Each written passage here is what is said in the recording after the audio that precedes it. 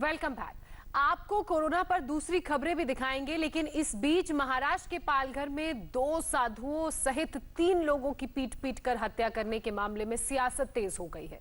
उद्धव सरकार को घेरते हुए महाराष्ट्र के पूर्व सीएम देवेंद्र फडणवीस ने आरोप लगाया है कि इस मामले में पुलिस पर दबाव डाला जा रहा है, इसलिए वारदात की जांच पूरी की जानी चाहिए। इस बीच अखाड़ा परिषद समेत तमाम अखाड़ों ने साधुओं की हत्या पर उद्धव सरकार से एक्शन लेने की मांग की है।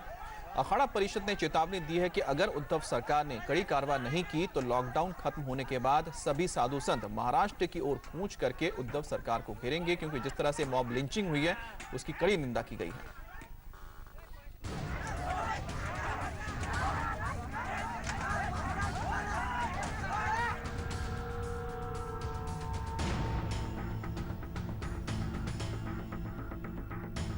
भीड़ के सिर पर खून सवार था, हाथों में लाठियां थीं। 2 साधु और उनको ले जा रहा एक ड्राइवर रहम की भीख मांग रहे थे। वहां पुलिसकर्मी भी मौजूद थे, लेकिन भीड़ ने कुछ नहीं सुना। तीनों को इतना पीटा कि उनकी मौत हो गई।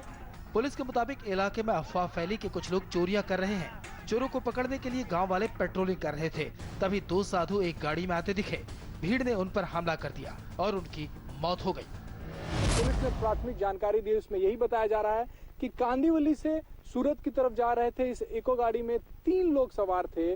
जिस इलाके से, जिस सड़क से वो गुजर रहे थे, वहां पर अफवाह फैली थी कि चोर जो हैं वो इस इलाके में सक्रिय हैं और अलग अलग घरों में चोरी कर रहे हैं। वजह है कि जो ग्रामीण थे तकरीबन 2 से 2.5 हजार की संख्या में, वो एक तरीके से पेट्रोलिंग कर रहे थे और ये गाड़ी तभी वहां से गुजरी। ग्रामीणों ने रुकवाया, पूछताछ की तो भाषा की दिक्कत की वजह से इस गाड़ी में सवार लोग ग्रामीणों को अपनी बात ठीक से कह नहीं पाए, बता नहीं पाए। यही वजह है कि ग्रामीणों ने इस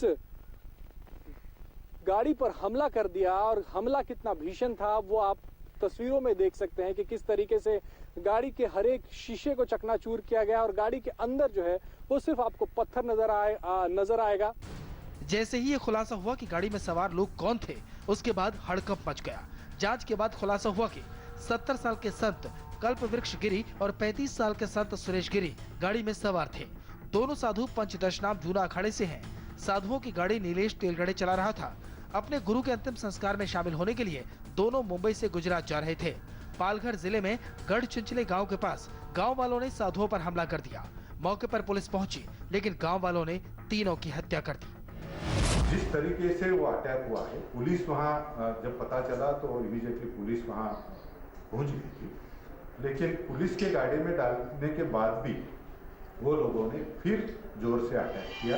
उसमें पुलिस भी जख्मी हो गए और वो दोनों ही लोगों ने उनको वहाँ बहुत मार देने के बाद जब वो पुलिस के हम हॉस्पिटल लेके आए तो हॉस्पिटल में आने के बाद आते हुए ही उनके देहांत हुआ था।